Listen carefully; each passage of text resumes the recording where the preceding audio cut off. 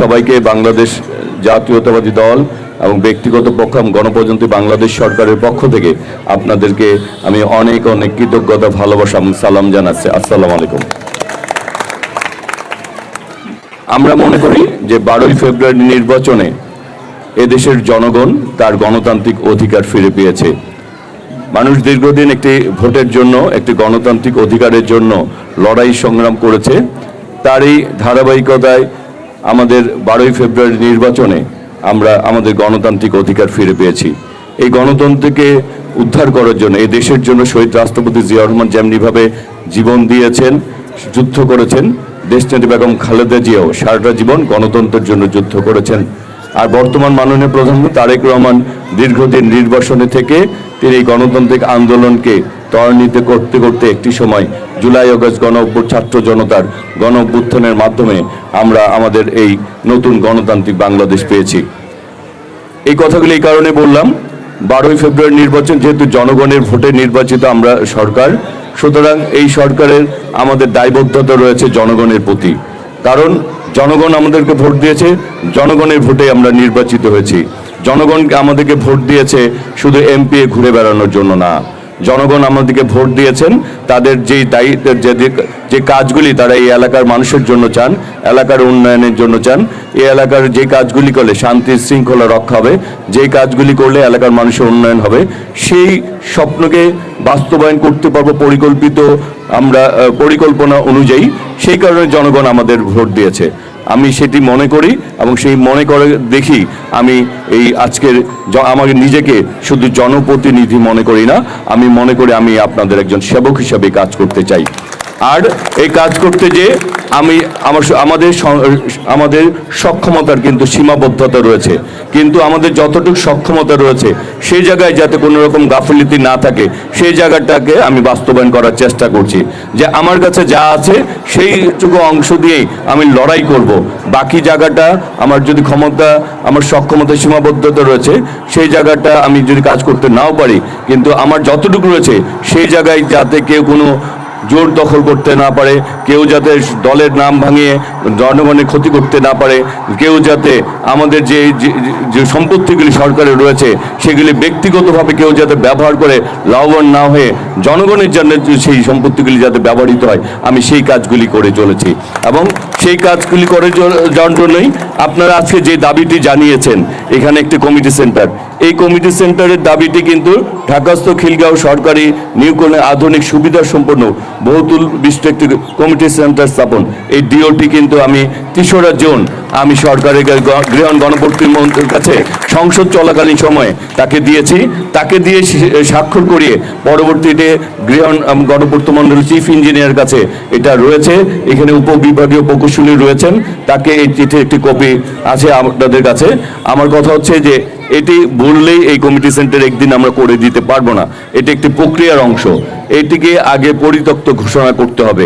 পরিত্যক্ত ঘোষণা করার আমি এসডি উপবিভাগীয় প্রকৌশলীর সাথে কথা বলেছি, উনি এই কাজ করবেন। যেখানে যেখানে আমার যাওয়া দরকার, কথা বলা দরকার, আমাকে সম্পৃক্ত করা দরকার, ওনারা এই কাজটি করবেন। বাকি আমরা মাঠ পর্যায়ে ওনারা এটি বাস্তবায়নের জন্য সর্বোচ্চ চেষ্টা করবেন। আমাদের চেষ্টার জায়গায় কোনো কমতি থাকবে না। ইনশাল্লাহ আমরা আশাবাদী যে আমরা এই কাজগুলি সম্পূর্ণ করতে পারবো, আমরা সেদিকে এগিয়ে যাচ্ছি। আজকে যে মসজিদটি আমরা 3য় তলা ভিত্তিপ্রস্তর স্থাপন করলাম, সেখানে আমরা সরকারি একটি অনুদানের ইনশাল্লাহ ব্যবস্থা করে দিব। তবে একটি কথা বলছি যে আমাদের এইখানে ইউনুস ভাই বলেছেন অনেক মসজিদ মাদ্রাসা রয়েছে, কিছু কিছু মসজিদ মাদ্রাসা রয়েছে যেখানে বৃষ্টি পড়লেই মুসল্লিরা নামাজ পড়তে পারে না, যেখানে অনেক ধরনের চলমান রয়েছে এটির নির্মাণ প্রক্রিয়া, সেই সব জায়গায় আমরা প্রায়োরিটি বেসিসে তাদেরকে অগ্রাধিকার দিয়ে কাজ করছি। আমরা সকল মসজিদ মাদ্রাসার পাশে থাকতে চাই। আর বর্তমান সরকারের মাননীয় প্রধানমন্ত্রী তিনি ইমাম এবং আলেমদের জন্য, খতিবদের জন্য, আমাদের মসজিদের জন্য আলাদা একটি ভাতার ব্যবস্থা করা হচ্ছে। সেটি কমন নয়, এই ভাতা সবাই পাবে, তবে এটির জন্য একটি প্রক্রিয়ার অংশ, যেহেতু সময় লাগবে। প্রাথমিক পর্যায়ে অল্প কিছু লোকদের দেওয়া হচ্ছে, তবে সবাই যাতে এই ভাতা পায় এই প্রক্রিয়া সরকার শুরু করেছে। আস্তে আস্তে এই ভাতার আওতায় সবাইকে আনা হবে ইনশাল্লাহ। আর দ্বিতীয় যেটি হচ্ছে যে আমরা এই এলাকার, আমি এখানে একটি ছোট মাঠের মধ্যে ছিল যে মাঠটি এই বিগত সময়ে দখল করা হয়েছিল। আজকে আমি এখানে উপবিভাগীয় প্রকৌশলী সাহেব রয়েছেন, তাকে নির্দেশ দিচ্ছি অচিরেই এই গ্যারেজগুলি অপসারণ করতে হবে। কেউ যদি এই ব্যাপারে কোনো বাধার সৃষ্টি করে আমাকে বলবেন। আমরা এই মাঠটি জনগণের কোনো মাঠ আমরা জনগণের কাজে ব্যবহার করব, ব্যক্তিগত কোনো কাজে আমরা কাউকে ব্যবহার করতে দিব না। সুতরাং এখানে যে গ্যারেজের মতো রয়েছে সেগুলিও আমরা জনগণের জন্য ব্যবহার করতে চাই এবং এটি উদ্ধার করতে চাই। আমরা এই এলাকার যারা রয়েছেন আমরা বিশ্বাস করি আমরা এই এলাকার মানুষের উন্নয়নের জন্য কাজ করতে চাচ্ছি। আপনারা সেই ব্যাপারে সকলেই সহযোগিতা চাচ্ছি, আপনারা সকলেই সহযোগিতা করবেন। আর আমাদের আরেকটি কথা হচ্ছে যে এই এলাকার আমাদের অনেকগুলি স্কুল কলেজ রয়েছে। এখানে এই স্কুল কলেজগুলিতে আমাদের যারা অভিভাবকরা আসেন তারা যাতে সুন্দরভাবে চলাফেরা করতে পারেন, ছাত্রছাত্রীরা যারা চলাফেরা করতে পারেন, সেই ব্যাপারেও আমাদের যারা নেতৃবৃন্দ রয়েছেন এবং প্রশাসনে যারা রয়েছেন তারা এই ব্যাপারে প্রয়োজনীয় পদক্ষেপ গ্রহণ করবেন। আমরা চাই এলাকার মানুষ নিরাপদে থাকুক, এলাকার মানুষ শান্তি শৃঙ্খলা থাকুক। আরেকটা জিনিস বলতে চাই, আমরা কখনোই কাউকে কোনো চাঁদাবাজ, কোনো মাস্তান, কোনো মাদক ব্যবসায়ী যারা বিভিন্ন নাম ভাঙিয়ে যারা কাজ করে এই দায়ী দায়িত্ব শুধু তাদের ব্যক্তিগত, আমরা কারো এইসবের দায়ী দায়িত্ব নিব না। শুধু দায়ী দায়িত্ব আমরা নিব না, আমরা প্রশাসনিকভাবে 1 দিন 2 দিন 3 দিন 5 দিন আমরা তাদেরকে বলবো, সতর্ক করব। এরপরে যদি কেউ কথা না শুনে, সেই কারণে সরকার অনেক কঠোর হচ্ছে, মাদক বিরোধী আইন তৈরি হচ্ছে, সন্ত্রাস চাঁদাবাজ বিরোধী আইন তৈরি হচ্ছে। আমাদের সরকারও অনেক হার্ডলাইনে যাবে। যারা এইসব অপকর্মের সাথে যারা প্রত্যক্ষ পরোক্ষভাবে জড়িত এবং যারা ভিতরেও জড়িত, যারা হয়তোবা সামনে আসেন না কাউকে দিয়ে করান, তাদের সবার উদ্দেশ্যে বলতে চাই, 1 দিন 2 দিন 5 দিন বাঁচতে পারবেন, কিন্তু সরকার কিন্তু ডিজিএফআই, এনএসআই, এসবি, ডিবি সবাইকে দিয়ে কাজ করাচ্ছে। যেদিন এই রিপোর্টগুলি একজনের ব্যাপারে টোটাল মিলে যাবে তখন তাকে রক্ষা করার জন্য আর কারোর কোনো সুযোগ থাকবে না। সুতরাং আমরা মাদকের ব্যাপারে, আমরা সন্ত্রাসের ব্যাপারে, চাঁদাবাজদের বিরুদ্ধে আমরা ব্যবস্থা গ্রহণ করব, সরকারও গ্রহণ করবে। সুতরাং এই ব্যাপারে যারা সম্পৃক্ত রয়েছেন তারা আস্তে আস্তে সেসব অপকর্ম থেকে সরে যাবেন আমি বিশ্বাস করি। আর তা না হলে প্রশাসন তার ব্যবস্থা গ্রহণ করবে। আরেকটা জিনিস বলতে চাই যে আমরা ভালো কিছু চাই, অতীতও বলেছি, যা কিছু ভালো তার সাথে আমরা থাকতে চাই, যা কিছু খারাপ আমরা সবাই মিলে তা পরিত্যাগ করতে চাই।